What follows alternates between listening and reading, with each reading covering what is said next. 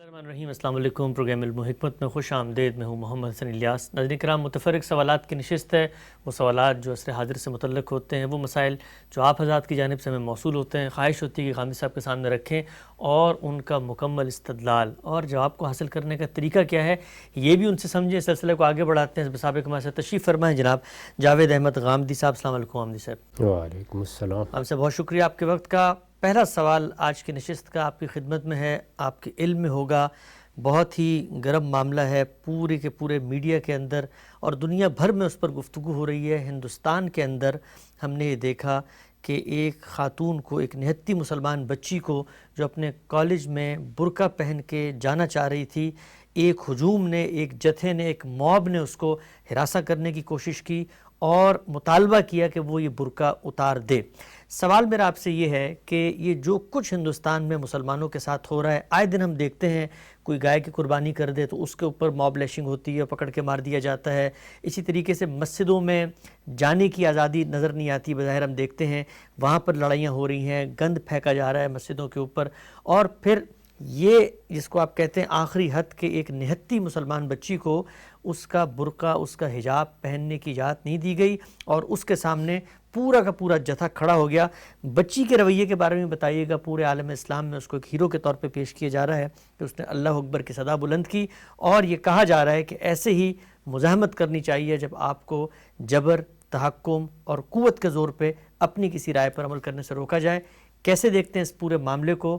آپ کی کیا رائے ہے جو کچھ مسکان نے وہاں پر کیا؟ یہی کچھ اس سے پہلے آپ جانتے ہیں کہ ترکی میں ہوتا رہا اور خود مسلمانوں نے اسکارف لینے تک پہ پابندی لگا دی۔ یہ آپ کے علم میں ہے کہ اسکارف کی جنگ جتنی فرانس میں لڑی گئی اس سے کہیں زیادہ ترکی میں لڑی گئی۔ تو یہ ریاستیں پوری قوم کی تعمیر کرنا چاہتی ہیں، وہ ایک خاص نظم میں لوگوں کو بند کرنا چاہتی ہیں، وہ ان کے شخصی معاملات کو کنٹرول کرنا چاہتی ہیں، خواہ وہ اسلام کے نام پر کریں، خواہ سیکولرزم کے نام پر کریں۔ یہ جانتے ہیں آپ کہ میں تو اس میں ایک اصولی رائے رکھتا ہوں، اور وہ یہ کہ لوگوں کے شخصی معاملات میں مداخلت کا کسی کو حق نہیں۔ یہ حق مسلمانوں کی حکومت کو بھی نہیں ہے، یہ حق کسی سیکولر حکومت کو بھی نہیں ہے، اور یہ حق اگر کسی اور مذہب یا نظریے کی بنیاد پر کوئی حکومت ہے تو اس کو بھی نہیں ہے۔ یہ تو معاملہ ہے حکومت کا۔ اس کے بعد جہاں تک عوام کا تعلق ہے، اس میں بھی ایک بڑی خرابی یہ پیدا ہوئی ہے اور یہ رہی ہے ہمیشہ سے، اور وہ خرابی یہ ہے کہ معاشرتی سطح پر یا سماجی سطح پر ہم بعض چیزوں کو نافذ کرنا چاہتے ہیں، اور نافذ کرنے کی یہ خواہش ہر سطح پر آپ دیکھتے ہیں کہ مختلف گروہوں میں پیدا ہو جاتی ہے۔ ہم مسلمانوں کا بھی یہی معاملہ ہے، یعنی اگر آپ پاکستان میں دیکھیں تو آپ کو دسیوں مثالیں اس کی مل سکتی ہیں جب لوگوں کو مجبور کیا گیا کہ وہ ان کی مرضی کی بات کہیں، ان کی مرضی کے خلاف بات نہ کریں، اپنے مذہب یا اپنے مذہبی عقائد کا اظہار نہ کریں۔ یہ آپ کے علم میں ہے کہ ہمارے ہاں بھی اس نوعیت کی فتنہ انگیزی کے دسیوں واقعات ہیں جو بیان کیے جا سکتے ہیں۔ یہ ایک عمومی بیماری ہے اور ہمارے ہاں بر صغیر میں بہت زیادہ ہے۔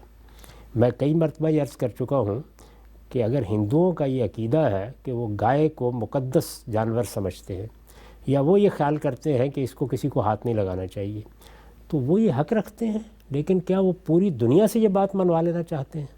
یہ جو ہمارے ہاں ایک احساس پیدا ہو گیا ہے، اور مجھے حیرت ہوتی ہے کہ کیسے پیدا ہو گیا ہے، کہ میں اگر کسی چیز کو مقدس سمجھتا ہوں تو کسی دوسرے کو بھی اس کے بارے میں کوئی دوسری رائے قائم کرنے کا حق نہیں ہے۔ تو اب سوال یہ پیدا ہوتا ہے کہ بتوں کے معاملے میں ہم مسلمانوں کا نقطہ نظر کیا ہے؟ ہم یہ کہتے ہیں کہ یہ تو نری نجاست ہے، ذہن کی نجاست، فکر کی نجاست، یعنی سخت ترین رائے جو ہم قائم کر سکتے ہیں وہ ہم نے قائم کی ہے، ہماری کتاب میں لکھی ہوئی موجود ہے۔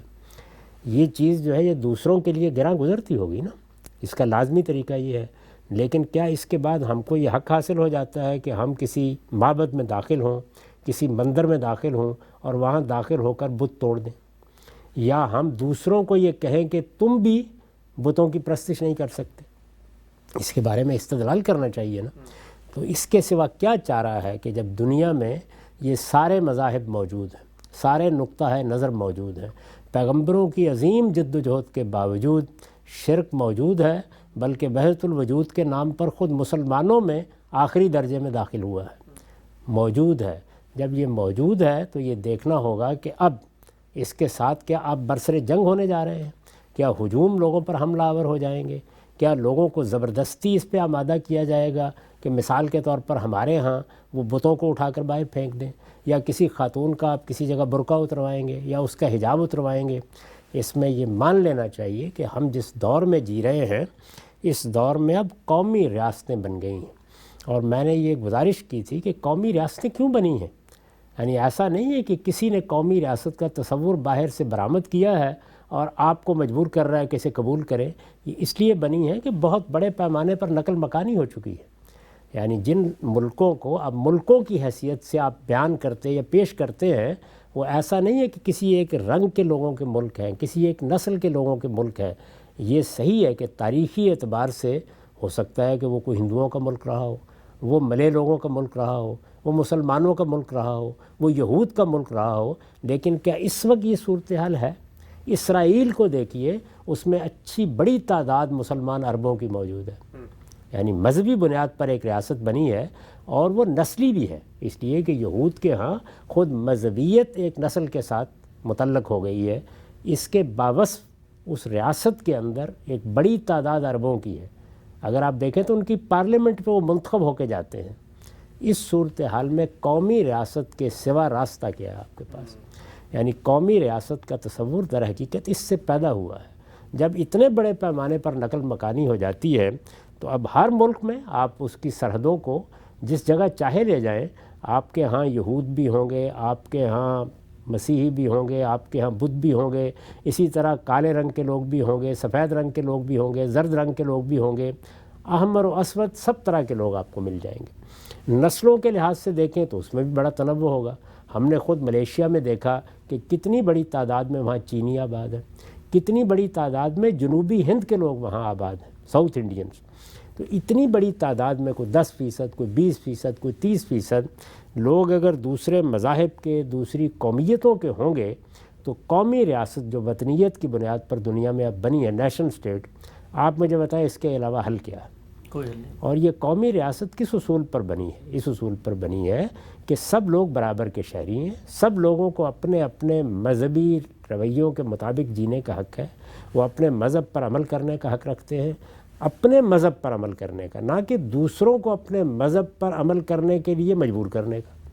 قرآن مجید نے آپ جانتے ہیں کہ اس چیز کو فتنے سے تعبیر کیا ہے، پرسیکیوشن، یعنی ایک آدمی کا ایک مذہب ہے، اس مذہب کے لحاظ سے وہ کسی کتاب کو مانتا ہے، اس کے کچھ مقدسات ہیں، وہ کچھ شخصیات سے تعلق رکھتا ہے، میں ان کا احترام کروں یا نہ کروں اپنے دل میں، لیکن مجھے بہرحال اس کے جذبات کا خیال کرنا چاہیے اور اس کو یہ آزادی دینی چاہیے، بلکہ دینی کیا چاہیے، یہ اس کا حق ہے کہ یہ آزادی اس کو ملے کہ وہ اپنے مذہب پر عمل کر سکے۔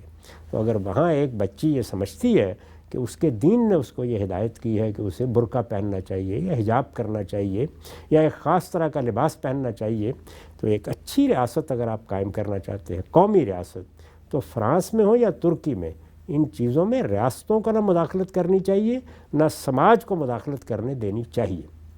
یعنی ریاست کا نظم قائم کس لیے کیا جاتا ہے؟ ایک تو یہ نا کہ خود ریاست مداخلت شروع کر دے، اسلام کے نام پر شروع کر دے، ہندو مذہب کے نام پر شروع کر دے، یا سیکولرزم کے نام پر شروع کر دے، ریاست مداخلت شروع کر دے، یہ تو آخری درجے کا جرم ہے۔ اس کے بعد یہ ہے کہ ریاست قائم کس لیے ہوئی؟ ریاست اس لیے قائم ہوتی ہے کہ لوگوں کو ایک دوسرے کے ظلم و عدوان سے بچایا جائے، وہ قائم ہی اس لیے ہوئی ہے، ورنہ ریاست اپنا وجود کھو دیتی ہے اگر وہ یہ کام نہیں کرتی۔ تو لوگوں کے ظلم و عدوان کا سب سے بڑا ظہور کسی کی رائے، کسی کے نظریے، کسی کے مذہب اور کسی کے مذہبی تصورات کے خلاف ہوتا ہے۔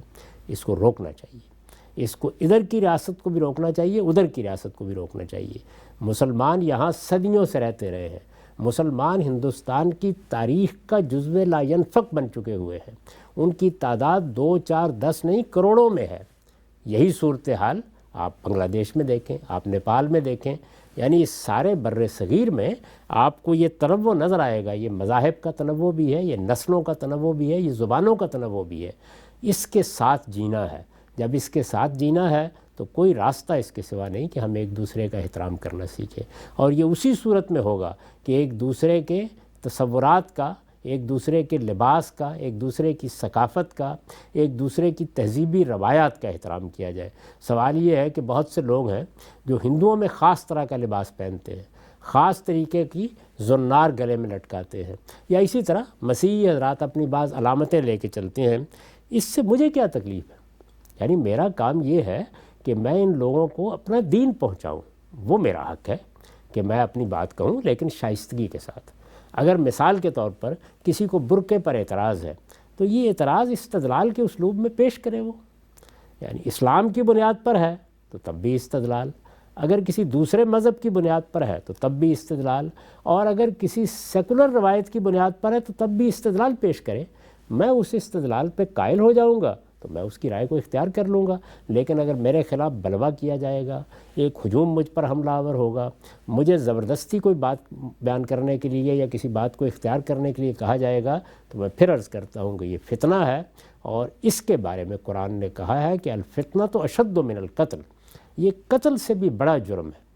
اسی طرح کا فتنہ ہم اپنے ملک میں بعض اقلیتوں کے متعلق پیدا کیے رہتے ہیں، اسی طرح کا فتنہ بہت بڑے پیمانے پر ہندوستان میں مسلمانوں کے خلاف پیدا ہوا ہے۔ تو یہ جہاں بھی ہوگا، خواہ وہ ریاست کی سرپرستی میں ہو، پھر تو آخری درجے کا جرم بن گیا، لیکن اگر سماج میں بھی یہ چیز موجود ہے تو سماجی رہنماؤں کی ذمہ داری ہے کہ اس کو ختم کرے، ریاست کی ذمہ داری ہے کہ اس کو کنٹرول کرے۔ اس کو آپ ایک مرتبہ باہر نکلنے دیں گے تو میں یہ عرض کر دیتا ہوں کہ یہ بوتل کا جن ہے، یہ باہر نکل آیا تو پھر یہ آپ کے قابو میں نہیں رہے گا، اور پھر کسی کے لیے بھی رہنا ممکن نہیں رہے گا۔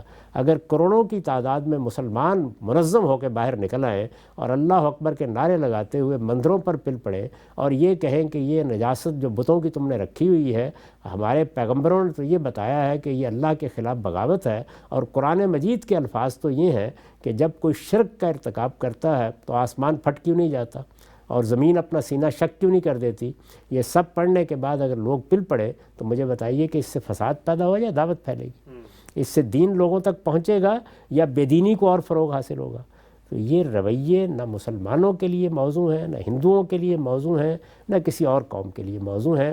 ہمیں اب دنیا کے اندر دو اصولوں پر جینا ہے۔ دنیا میں کوئی اور تبدیلیاں آ جائیں تو جب آئیں گی دیکھ لیں گے۔ اس وقت جو صورتحال ہے وہ یہ ہے کہ چند چیزیں سیاسی سطح کے اوپر مان لی گئی ہیں، اور میں یہ سمجھتا ہوں کہ وہ دنیا میں بہت بڑا تغیر ہوا ہے، اور یہ تغیر فکری سطح پر دنیا کا اثاثہ ہے۔ ان میں سے ایک کیا ہے؟ وہ یہ کہ ہم اپنی مملکتوں کا نظام جمہوریت کے اصول پر چلائیں۔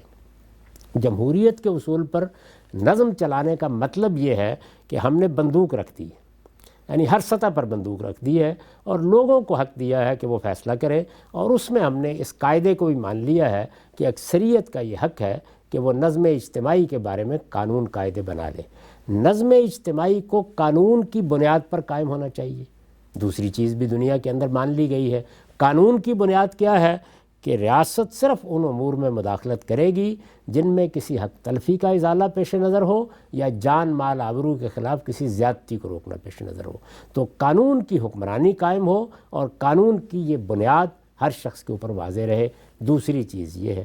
تیسری چیز یہ ہے کہ قوموں کے حق خود ارادی کو اصول کے طور پر تسلیم کر لیا جائے، یعنی یہ مان لیا جائے کہ قوموں کو خواہ وہ کسی بنیاد پر اپنی قومیت کی شناخت محسوس کرتی ہیں، یہ حق حاصل ہے۔ اس کے میرے نزدیک تو آگے بڑھ کر اقوام متحدہ کو اب قواعد بنانے چاہیے۔ آخر یہ کیا مصیبت ہے کہ ہر جگہ پر آزادی کی اور علیحدگی کی تحریکیں چلانا پڑتی ہیں، پھر وہ تحریکیں پہلے سیاسی ہوتی ہیں، تھوڑے عرصے کے بعد اس میں جذباتی عناصر داخل ہو جاتے ہیں، پھر وہ بندوقیں اٹھا لیتے ہیں، پھر جان و مال کا نقصان ہوتا ہے۔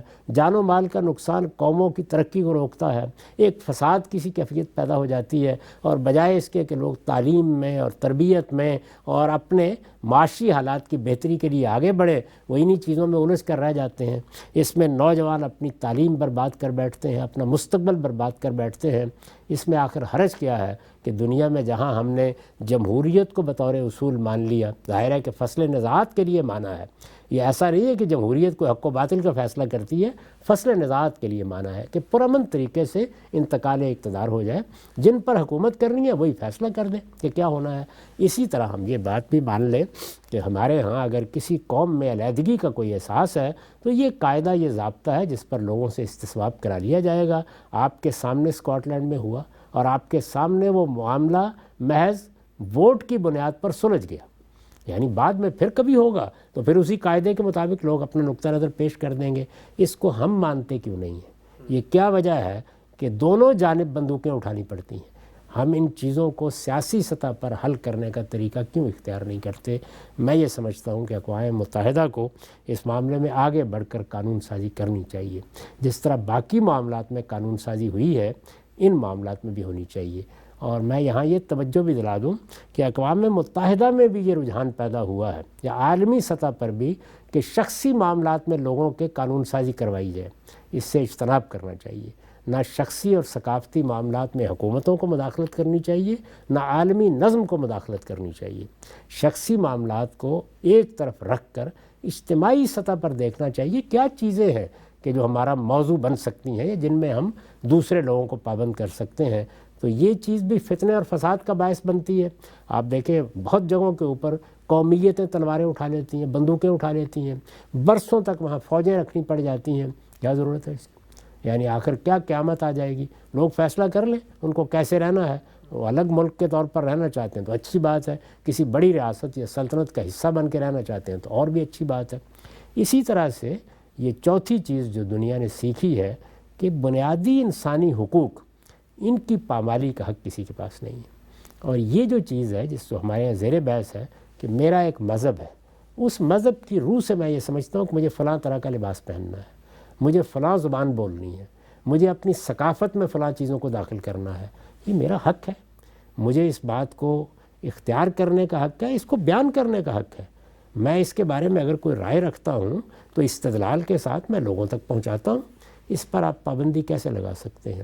یہ پابندی جہاں بھی لگائی جائے گی، مذہب کے نام پر لگائی جائے جس طرح کے بعض مسلمان ریاستوں میں لگائی گئی، یا کسی دوسرے نظریے کی بنیاد پر لگائی جائے جیسے سیکولرزم کی بنیاد پر فرانس میں بعض اقدامات ہوئے، اسی طرح سے ترکی میں ایک لمبے عرصے تک لوگوں کو جدوجہد کرنی پڑی، تو یہ محض حماقت ہے، اس سے حاصل کچھ بھی نہیں ہوتا۔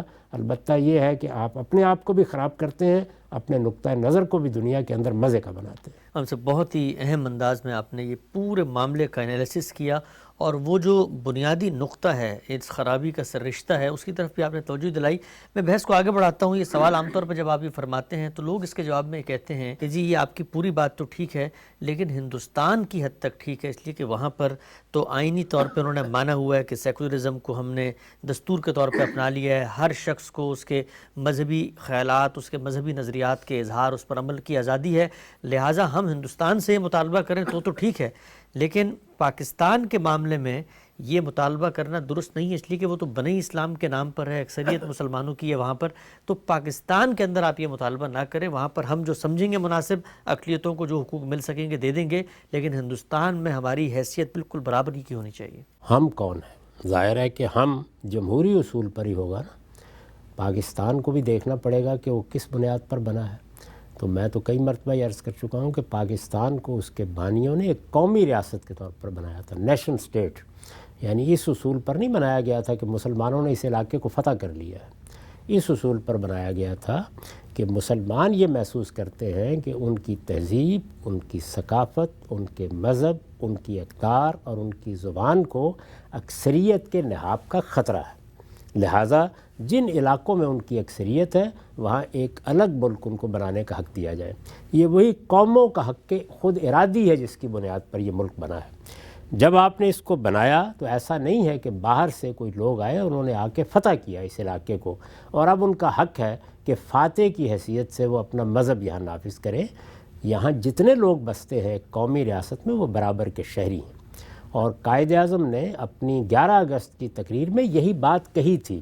وہ ہمارے ہاں بدقسمتی سے مذہب اور سیکولرزم کی بحث میں جا کر خلط مبحث میں پڑ گئی۔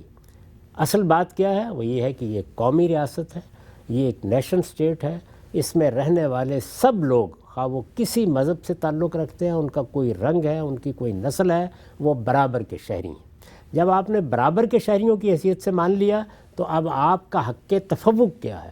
وہ یہ ہے کہ اکثریت یہاں مسلمانوں کی ہے، یعنی ظاہر ہے کہ جس طریقے سے وہاں ہندوؤں کی اکثریت ہے یہاں مسلمانوں کی اکثریت ہے، تو مسلمانوں کی اکثریت ہے تو آپ کو حق حاصل ہے کہ آپ قانون سازی کرتے وقت جو آپ کا نقطہ نظر ہو یا جو آپ کی رائے ہو اس کو قانون کی بنیاد بنائیں. یہ دنیا میں ہر جگہ حق حاصل ہے. صرف ان کے لیے جو یہ جمہوریت کا اصول ہے.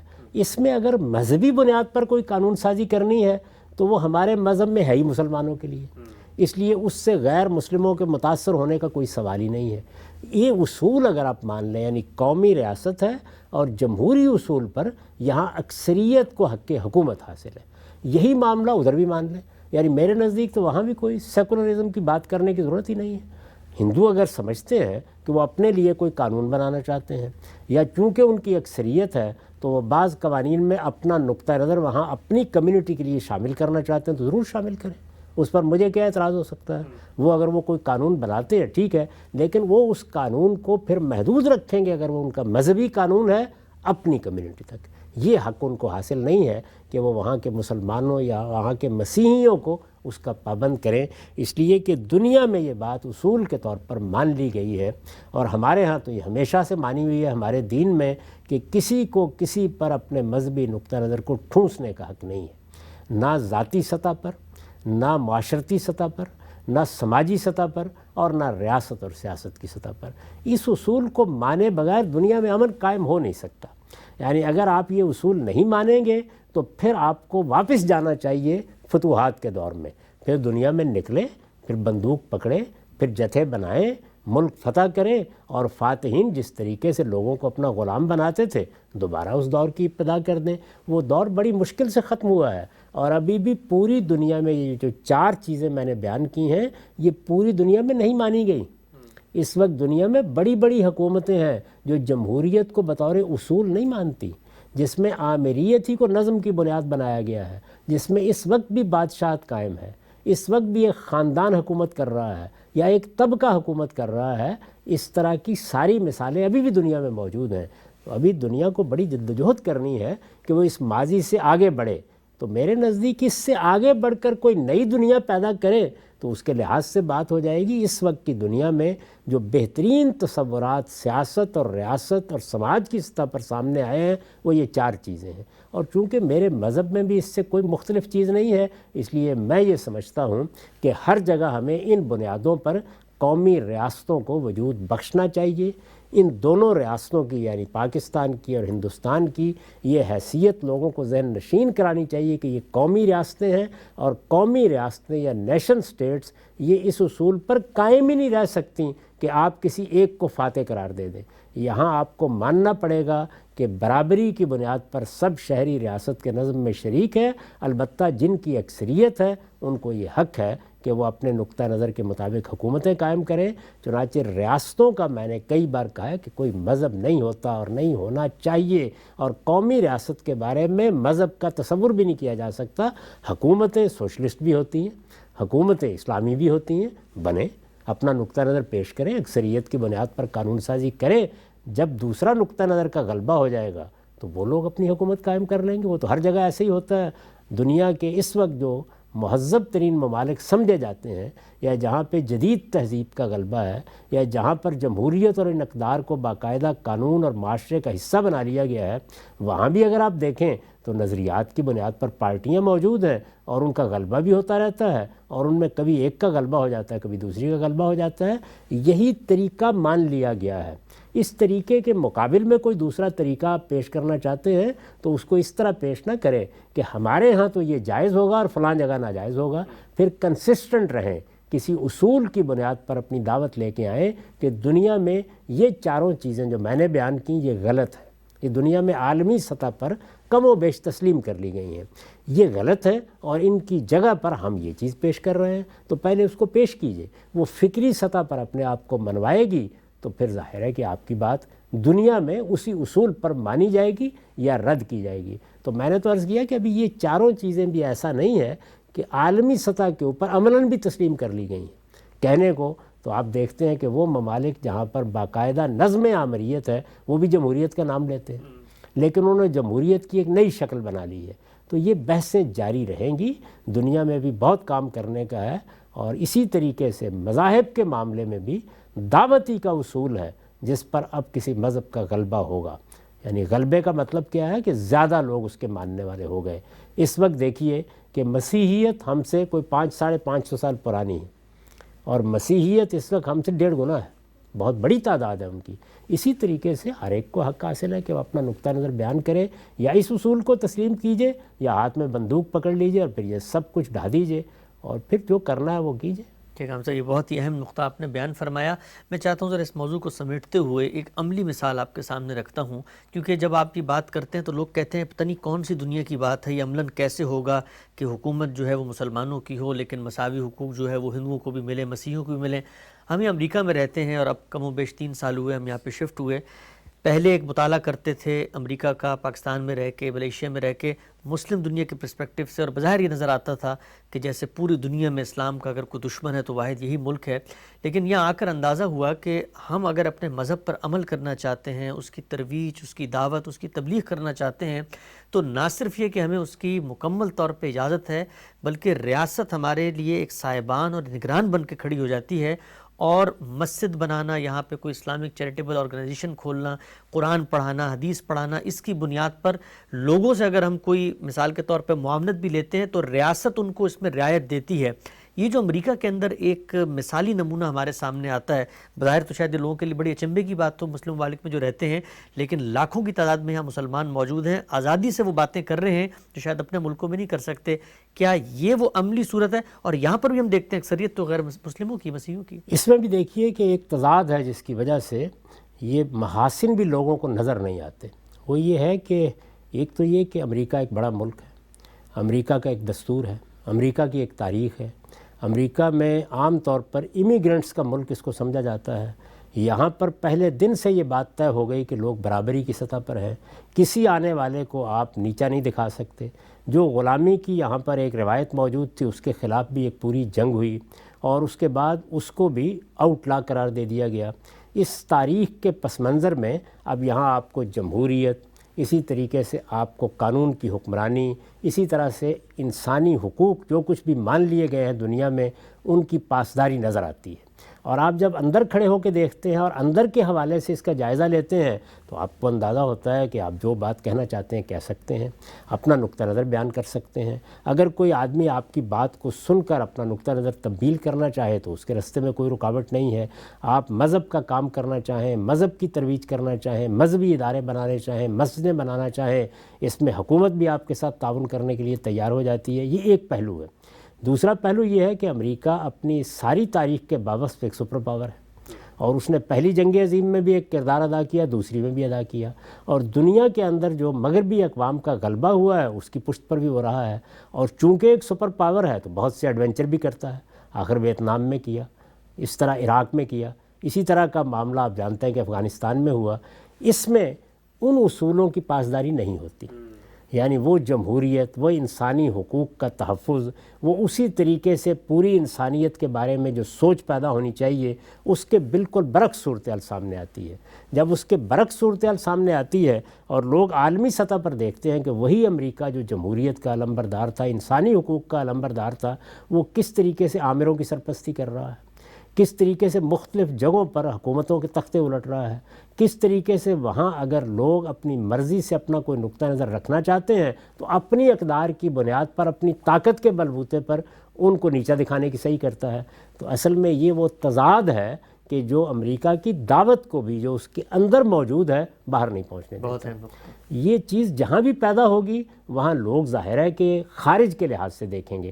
تو اب جو لوگ دنیا میں بیٹھے ہوئے ہیں وہ تو اس اندر کے امریکہ کو نہیں دیکھیں گے، وہ یہ دیکھیں گے کہ اس کا باہر کیا کردار رہا ہے۔ یعنی آپ تھوڑی دیر کے لیے سوچئے نا کہ ایک ایڈونچر کے لیے آپ چلے گئے ایک ملک میں، آپ نے 20 سال تک وہاں پر اتنا کچھ خرچ کر دیا، اور وہاں ایک احمقانہ مہم میں کتنے لوگوں کی جانیں گئیں، تو ظاہر ہے کہ اس کا تاثر دوسروں کے اوپر کیا ہوگا۔ یہ الگ بات ہے کہ وہاں کے لوگوں کی غلطی کیا ہے۔ وہاں پر جو لوگ اٹھے ہوئے ہیں وہ کوئی جمہوری اصول پر نہیں اٹھے ہوئے، وہ بھی یہ چاہتے ہیں کہ ایک طبقے کی حکومت قائم ہو۔ تو جب تک آپ انصاف کو ہماگیر نہیں کریں گے اور جب تک وہ انصاف اندر سے باہر یکساں نہیں ہوگا اور جب تک آپ کے لینے اور دینے کے باٹ یکساں نہیں ہوں گے، آپ کے ہاں کی اچھی اقدار بھی نہیں جائیں گی۔ اسلام سے زیادہ اچھی اقدار کس کے پاس ہو سکتی ہیں؟ لیکن مسلمانوں کا مسئلہ کیا ہے؟ وہ ان کے عام عمل میں نہیں ڈھلتی، اور وہ جب دوسروں سے معاملہ کر رہے ہوتے ہیں تو ان کو وہ حق دینے کے لیے تیار نہیں ہوتے۔ ابھی دیکھیں آپ جس بات سے آپ نے ابتدا کی ہے، وہاں مسلمان کیا کہیں گے؟ وہاں یہی کہیں گے کہ ہم تو اپنے ہاں فلاں اور فلاں اقلیت کو یہ حق بھی دینے کے لیے تیار نہیں ہے کہ وہ اپنے نقطہ نظر سے جی سکے، لیکن دوسری جگہ پر ہم اللہ اکبر کا نعرہ بلند کریں گے۔ تو جب تک آپ کے ہاں یہ چیز پیدا نہیں ہوگی، آپ کا حشر بھی وہی ہوگا۔ دنیا یہ جاننا چاہتی ہے کہ آپ انصاف کو کس جگہ سے کس جگہ تک قائم کرتے ہیں۔ اسی وجہ سے اگر آپ قرآن کو دیکھیں تو اس نے جہاں انفرادی سطح پر یہ کہا کہ انصاف کی بات کرو، خواہ وہ تمہیں اپنے خلاف کرنی پڑے، اپنے والدین کے خلاف کرنی پڑے، اپنے اعزاء اقرباء کے خلاف کرنی پڑے، اپنے مفادات کے خلاف کرنی پڑے، انصاف کی بات کرو، کونوا قوامین للہ شہداء بالقسط۔ اور پھر دوسری جگہ کیا کہا؟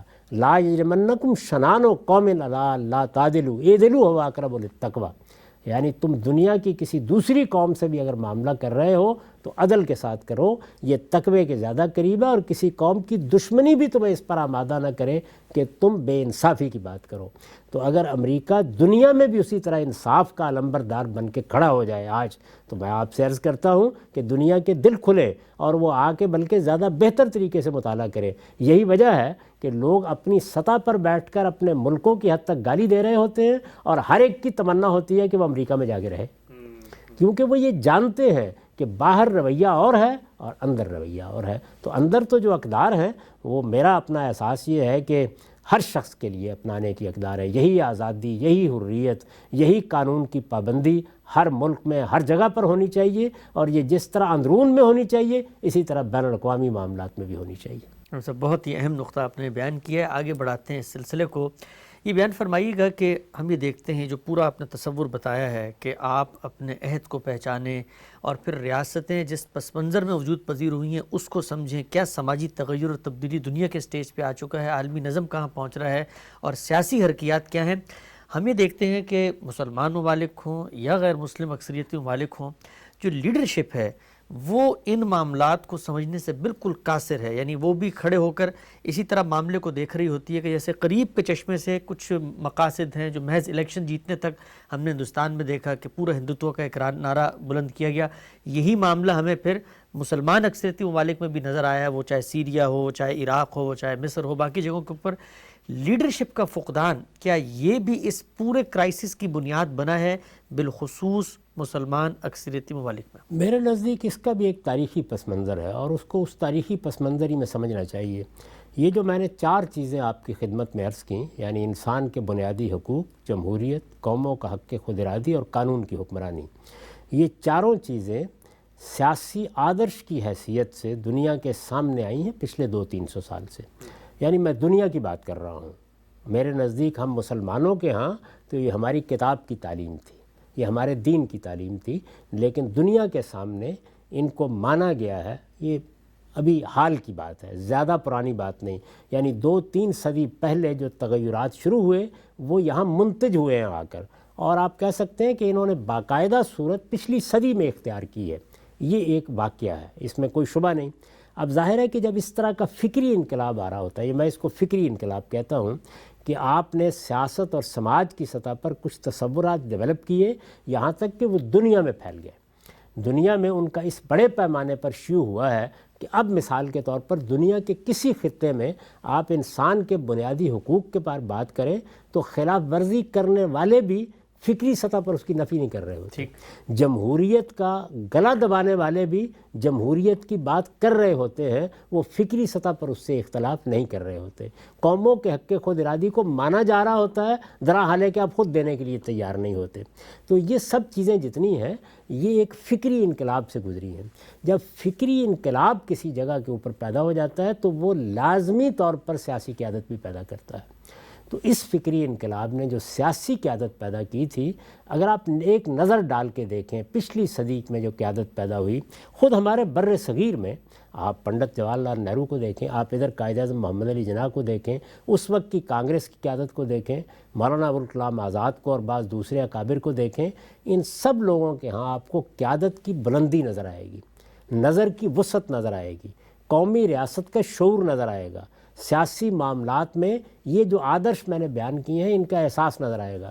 کبھی قائد اعظم کی اس 11 اگست کی پوری تقریر کو پڑھیے، وہ پوری تقریر کا ایک اقتباس ہے جو ہمارے ہاں سیکولرزم اسلام کی بحث میں رہتا ہے، اس میں انہوں نے جو کچھ فرمایا اس سے پہلے انہوں نے انگلستان کی مثال دی ہے، اور مثال دے کے یہ کہا ہے کہ انگلستان نے خاک و خون سے گزر کر یہ چیز حاصل کی ہے، ہمیں چاہیے کہ ہم اس سے سبق حاصل کریں، اور اس میں اشارہ کیا ہے کہ وہاں مذہبی بنیاد کے اوپر پرسیکیوشن کی کیا نوعیت رہی ہے اور کس طریقے سے وہاں یہ چیز آگ میں بدلتی جاتی رہی ہے۔ تو اگر اس کو اب ٹھنڈا کرنے میں وہ کامیاب ہوئے ہیں تو ہمیں آگے بڑھنا چاہیے۔ اس وقت کی قیادت اس شعور کے ساتھ کھڑی ہے، اس کا ایک ویژن ہے، وہ چیزوں کو دیکھ رہی ہے۔ اپنے ہاں ہی دیکھ لیجئے، یعنی علامہ اقبال تھے نا جو قائد اعظم کے بعد فکری قیادت کر رہے تھے، ان تمام موضوعات پر وہ کس وسعت نظر سے بات کرتے ہیں۔ ان کی کسی رائے سے اختلاف اتفاق ایک الگ بات ہے، لیکن آپ اس کا انکار تو نہیں کر سکتے نا کہ ایک عظمت ہے جو ان سارے معاملات پہ گفتگو کر رہی ہے۔ یہ اس دور کی پیدا کی ہوئی قیادت تھی۔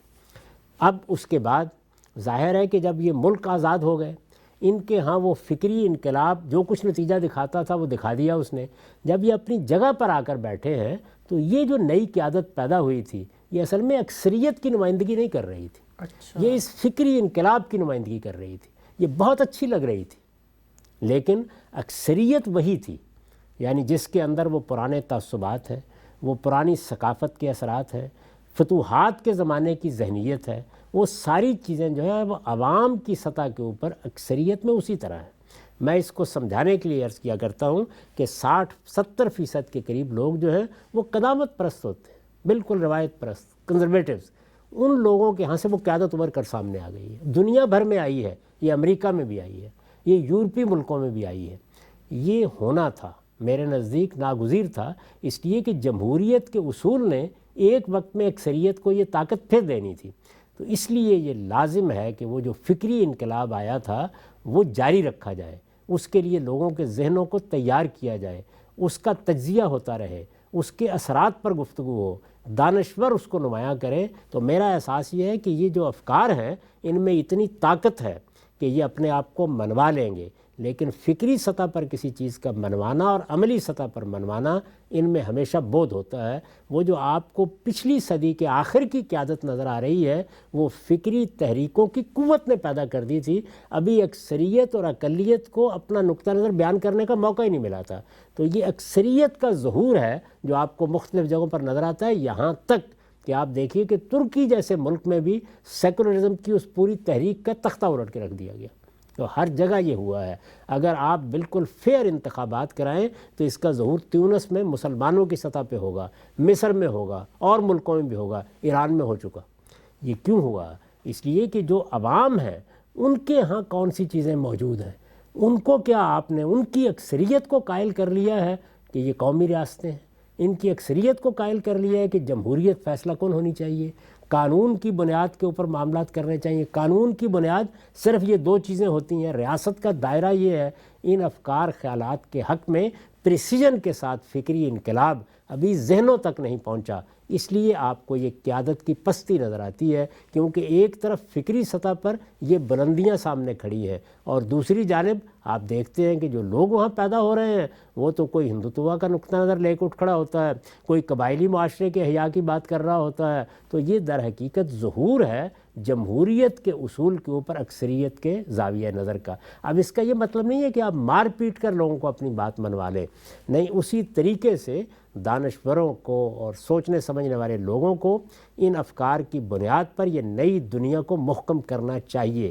یہ محکم ہوگی تو پھر آہستہ آہستہ قیادت میں بھی تبدیلی آ جائے گی۔ یہ ہونا تھا جو میرے نزدیک اس وقت ہوا ہے۔ ہم سب بہت ہی آپ نے جس اہم نقطے کی طرف اشارہ کیا کہ یہ نیشن اسٹیٹس تو بنی ہیں ایک عملی محرک سے کہ لوگوں نے نقل مکانی کی ہے، لیکن اکثریت جو جہاں پر آباد تھی وہ اپنے تفوق، اپنی برتری، اپنے تحکم، اپنی پرائیڈ کو کیسے جانے دے جب تک وہ شعور کا حصہ نہ بنے، اور شعور کا حصہ بنے گی تو تبدیلی آئے گی۔ چند ہمارے پاس منٹ باقی ہیں، میں چاہتا ہوں ذرا تھوڑا سا اور بھی آپ سے اس معاملے میں استفادہ کریں۔ بڑی غیر معمولی باتیں آج آپ نے فرمائی ہیں۔ یہ بیان کیجئے گا کہ ہمارے ہاں سماج کے اندر انٹلیکچوئلز کا ایک طبقہ ہے، ترقی پسند لوگ کہیں ان کو، دانشور کہیں ان کو، آپ خرد افروز حلقے کے افراد کہیں، وہ چاہتے ہیں تبدیلی، وہ چاہتے ہیں کہ عوام تک یہ بات پہنچے، وہ یہ سمجھتے ہیں کہ جمہوریت، حق خودراتی، قانون کی حکمرانی اور یہ انسانی حقوق کی باتیں ان میں راسخ کی جائیں۔ لیکن دوسری طرف ہم یہ دیکھتے ہیں کہ مذہب کی طاقت آ کر کھڑی ہو جاتی ہے اور وہ مذہبی بنیادوں پر تشریحات شروع کر دیتی ہے۔ پاکستانی کا معاملہ لے لیں، اب پاکستان کا مطلب کیا، یہ علماء آ کر کھڑے ہو کر بتاتے ہیں کہ جی لا الہ الا اللہ، تو ہم تو علماء سے اختلاف ہی نہیں کر سکتے نا دینی معاملے میں۔ اب وہ تاریخی معاملات کی تشریح بھی مذہبی لوگ کر رہے ہوتے ہیں۔